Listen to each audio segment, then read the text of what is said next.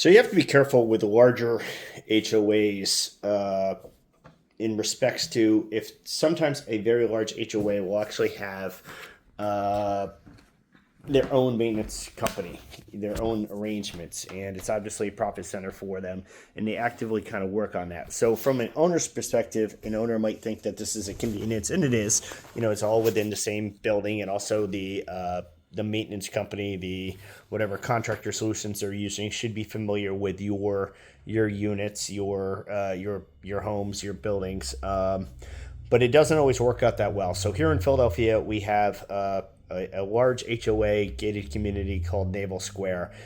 They maybe 3-4 years ago they launched their own profit center for maintenance. At the same time, they concurrently made it very difficult to get on their grounds for any contractor. They require proof of insurance. Which is all fair, but they were obviously doing it to make it very difficult for any contractor to do work within their complex. Why? Because they actually, the idea would be they want the owners to start using them instead of using the outside contractors. You would probably want to use outside contractors. It's not a big deal. All the contractors that my property management company uses have proof of insurance, and they'll provide that at the gate. And also the front gate folks are generally fairly more lax than I think the management company wants them to be. So they're not very strict on the whole thing. But here's the problem. So, these HOAs set this up as a profit center. And the problem being is, in this case, 2 units were involved, one of which we manage. There was some kind of water damage done to a closet in some way. They went in and did the work. We just went ahead and allowed it instead of sending our own vendors.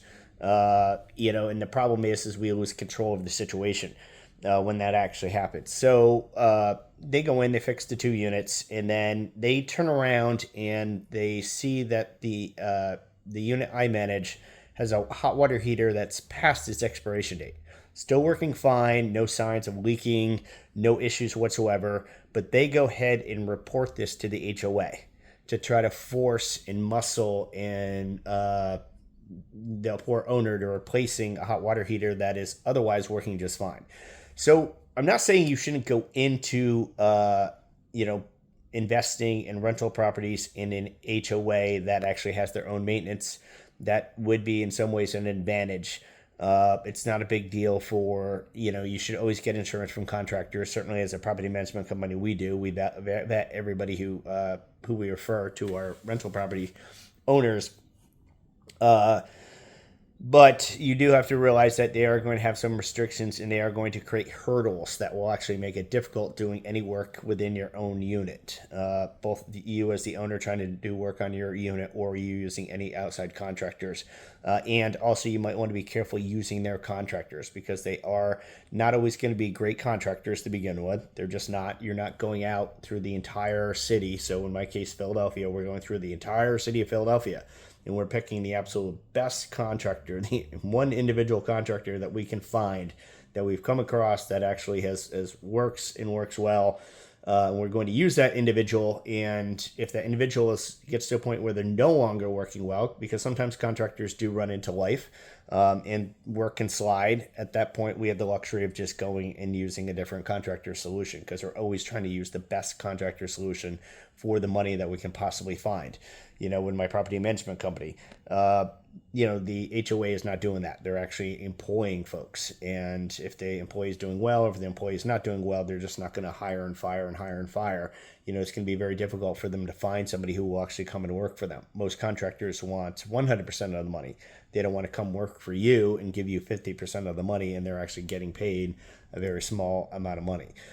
So the HOAs are going to tend to be more expensive. The contractors are probably going to tend to not be as equipped. They, however, will probably tend to be more familiar with your unit, and that actually has benefits. But you also have to be careful of them basically contacting the building. The building is in control of the contractor, and they're in control of the contractor, basically reporting to them that your hot water heater is technically speaking expired.